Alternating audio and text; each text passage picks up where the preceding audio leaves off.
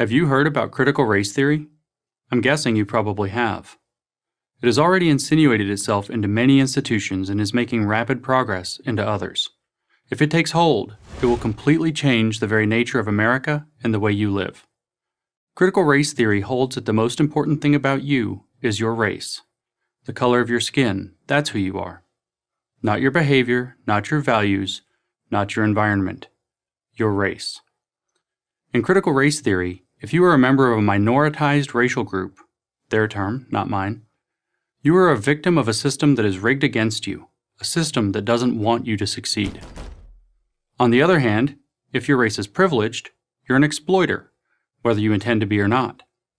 Critical race theory begins from the assumption that racism occurs in all interactions. To see how this works, consider this thought experiment. Imagine you own a shop and two customers enter at the same time, one white and one black. Who do you help first? If you help the black person first, critical race theory would say you did so because you don't trust black people to be left alone in your store. That's racist. If you help the white person first instead, critical race theory would say you did so because you think blacks are second-class citizens. That's racist too. That's critical race theory. It can find racism in anything, even if it has to read your mind to do it. Critical race theory is a uniquely American invention. Brewed up at Harvard Law School in the 70s, now part of the academic and media mainstream, it is also uniquely un-American because it rejects the core tenets of the American, classically liberal Judeo-Christian value system. It turns the bedrock American idea upside down. Here it is in the words of Richard Delgado and Gene Stefanchik, two leading proponents. Critical race theory questions the very foundations of the liberal order, including equality theory, legal reasoning, Enlightenment rationalism, and the neutral principles of constitutional law. It does this because critical race theory proponents assume racism is present everywhere and always, and they look for it critically until they find it. And they always find it. It has to be there because that's how the imperial European powers and then America set things up.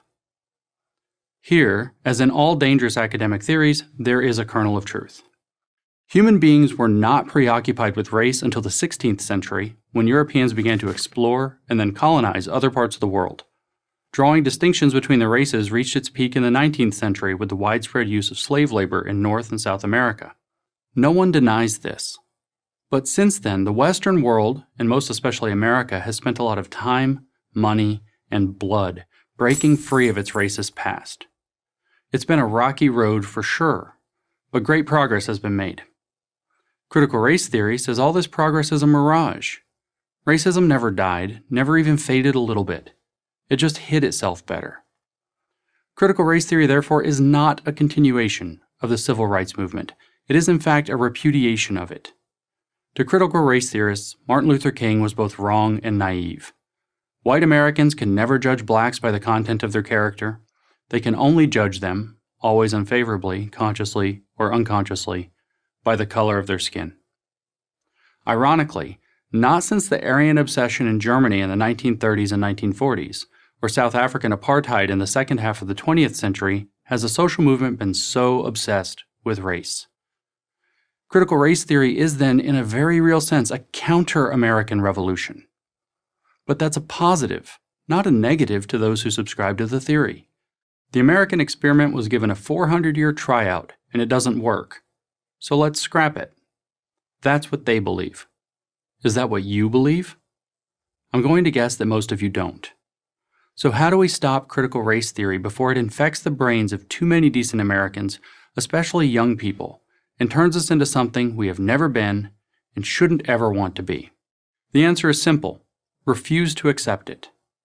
Don't be intimidated by the heads I win, tails you lose logic of this self-destructive, America-hating, anti-reality idea. Don't be bullied into thinking that you're racist when you know you're not, or that you're a victim when you know you're not. Defend yourself, while you still can.